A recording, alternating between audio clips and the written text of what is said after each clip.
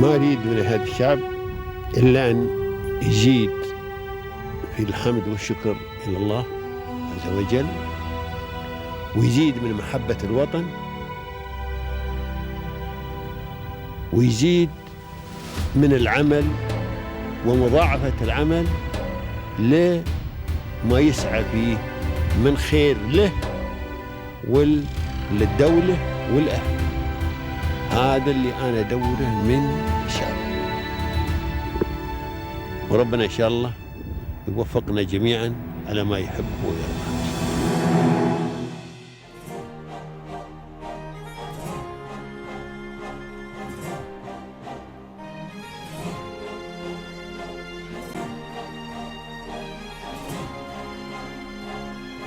Today, we have the privilege of hosting Mr. Vinayak Aatreya, the Distinguished Managing Director of M&M Menhali Auditing.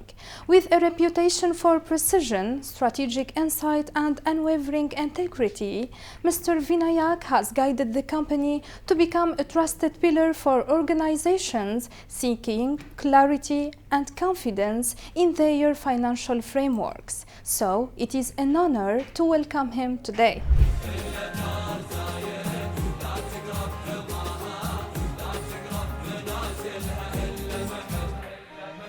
So for UAE, the difference between India and UAE is quite simple. Everyone knows about it. India is a well-populated country, but UAE is a young country for us.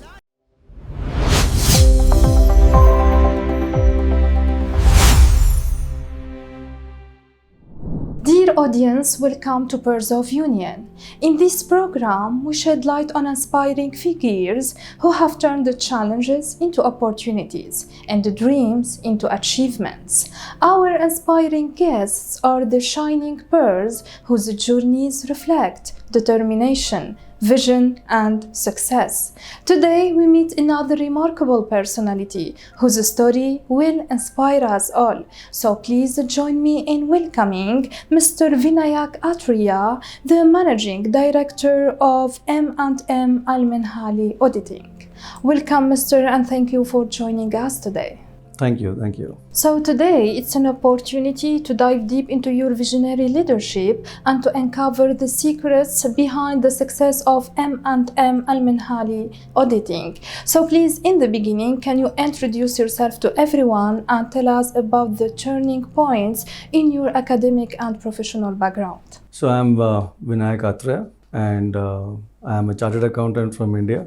So my journey started with after I completed my Bachelor of Commerce. I thought that I cannot be among the crowd, so needed to find out a niche education for myself. So I thought becoming a chartered accountant was the best way out. So I decided to go and further investigate into the CA and join the membership of Indian Institute of Chartered Accountants of India. What attracted me for this education was that only passing percentage was only 3 to 5%. Of course, this was during 20 years back. So that attracted me to join this course and be part of that 3 to 5%. Because after graduation, not everyone, 10% of them join the CA course. And after that, only 2 to 5% or 3 to 5% pass. So when I cleared my CA, I was very, that was the reason why I got attracted to ICAI. And that's how I cleared my CA. So I'm a CA from India.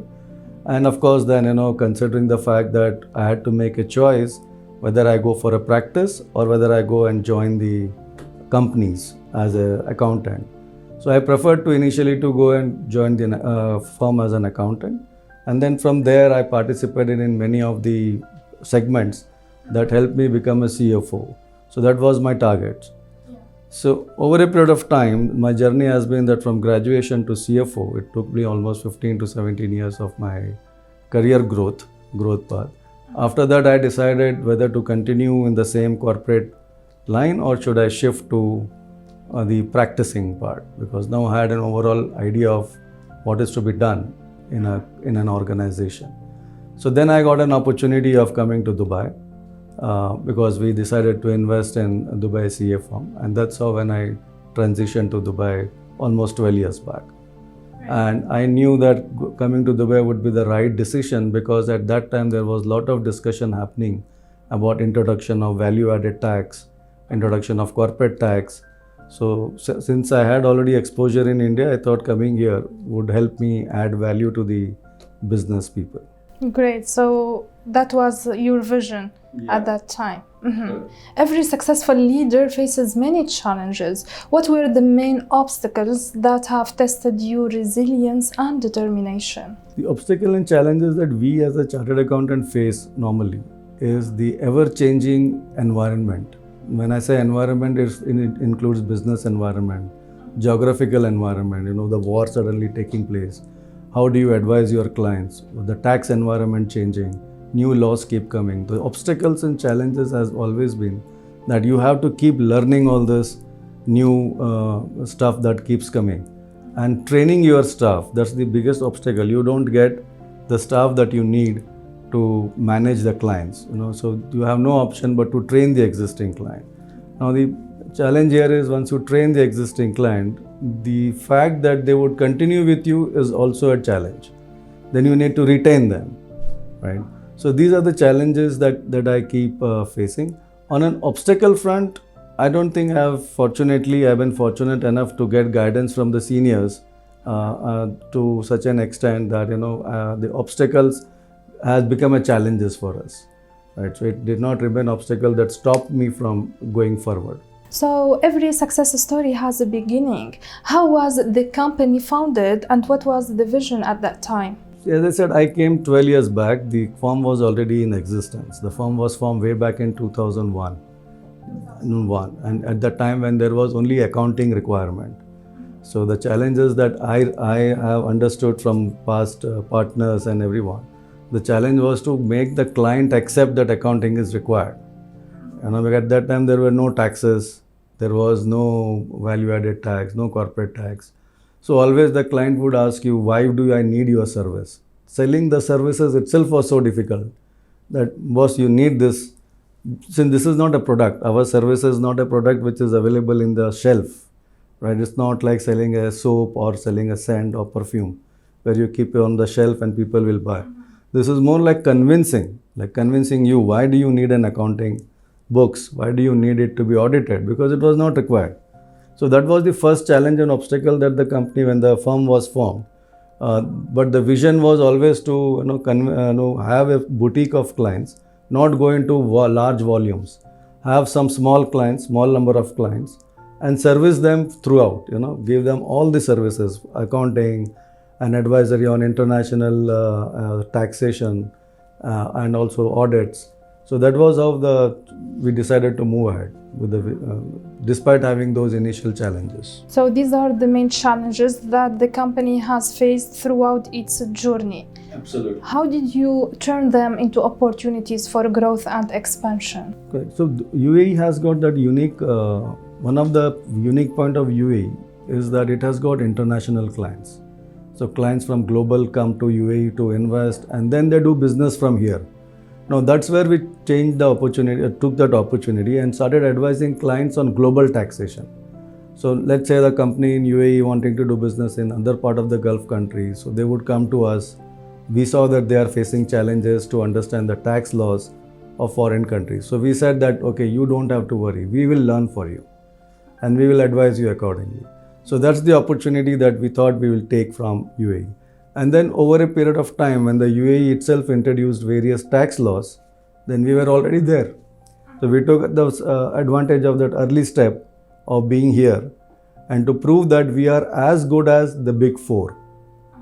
What happens is in an already established country like India or US, the tax laws are already there, so experts are already there.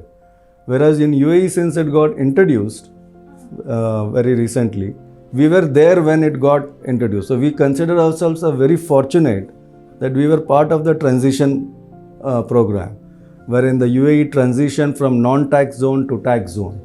Right? So we were there at that early stage, so we could literally grasp and become experts. So we are now a full tax expert team, audit expert team. Earlier people never used to know what is IFRS. Now they have started talking about IFRS. So we are there. So we have those expertise with us. Great. And how do you ensure adherence to local and international legal standards? Fortunately, UAE has adopted the International Financial Reporting Standard. So there is no difference between what international is using and what UAE is using. So we don't have to get into those hassles. So UAE has got a straightforward IFRS, and the tax laws that has been adopted is an international tax law whereby they have taken much of the guidance from OECD guidelines and adopted to the UAE land rules. So that has helped us to take the advantage of those international laws. Perfect. So, sir, you are providing taxation, auditing, and advisory services, right? Advisory in the sense, yes. Where do you set up the company? If they come to UAE, whether they should be in free zone, non-free zone, whether they should be in Abu Dhabi or Dubai. So those advisory services, yes. So what sets this company apart from other firms in the financial field? So of course, as you very rightly asked this question, there are many players in the market. So what sets us apart is that we are completely advising clients online, and we have a quick delivery system. So there is a turnaround time of 24 hours. So we keep the client engaged all the time. It is not that after 7 days the client will come and remind us that what is the status. We have continuous communication with the clients. We keep them reminding from our side that what is pending from their side to be done. So that's one thing unique. Otherwise, if you go to some other firms, though I don't blame anyone, it's that they might, because of too many clients with them, it is not possible for them to provide full-time service. Second advantage that we have is that we provide 100% 360-degree services. Like if they come to us, we provide them the tax services, advisory services, restructuring services, including if they need any business valuation. And also we have tied up with so many other expertise, we refer to them. So they don't have to search around and run about asking for different requirements. Perfect. Well, sir, looking ahead, where do you see M&M Al Menhali auditing in the next 5 to 10 years? So 5 to 10 years, of course, we're going to expand our offices and staff, and also add up more and more services that is permitted within the ambit of the Ministry of Economy. Where we see is that we are going to add on some of the business cycles. Like being an auditor, many people who needs investment also approach us, and there are people who are investors and we are doing their audits. They keep asking for a good investment opportunity. So somewhere down the line, we want to bring them together. We'll try to figure it out how the laws allow, how the law permits, what are the licenses required. But that is one step that we are going to take. Well, now, what is your advice to the new generation and also to young entrepreneurs aspiring to build a career in the same field? For new generation, for the new generation, my sincere advice is that first you need to take up a professional course. Just graduation is not going to be sufficient. Professional course means like chartered accountant, ACCA, particularly in the field of financial service. You have CMA, you have so many other courses like CFA as well. But you need to do this particular course. That's number one. Number two, it's a continuous cycle. Laws are changing, business environment is changing, some things get redundant. So whatever you would have read is no longer required. You need to relearn. So these kind of things you need to be on top of it. Otherwise, again, you might get a redundant even despite having a professional qualification. So that's the key. For the young entrepreneurs, yes, there are challenges. The best way is to understand how do you handle your clients, because clients comes in different forms. You might be aware as an entrepreneur that every client will have got a different mood cycles. They are happy sometimes, they are not so happy sometimes. They challenge, they will ask more than what is there in the scope. And you as a young entrepreneur cannot say no. You need to be ready to do that, bite the bullet and go ahead and provide the service. That's what my advice would be. Thank you for your inspiring words. Well, from India to here, you decided to settle down here and to complete your career. So what is your appreciation message you would like to convey through our episode to the UAE and its rulers? So for UAE, the difference between India and UAE is quite simple. Everyone knows about it. India is a well-populated country, but UAE is a young country for us. It has got a lot of opportunities. Many things that are coming up now in UAE might be new for UAE, but it was already there in India. So we have an experience which we think that if we come to the UAE, we will be able to utilize those experience and add value to the citizens as well as the business people here. Thank you so much, sir, for being a part of our program and for sharing your success story. It was my pleasure talking with you today. Wish you all the best. Thank you very much. We would like to sincerely thank our distinguished guest for this valuable discussion. We hope this episode has provided you with new insights and inspiration. Stay tuned for upcoming episodes for more enlightening conversations, and goodbye.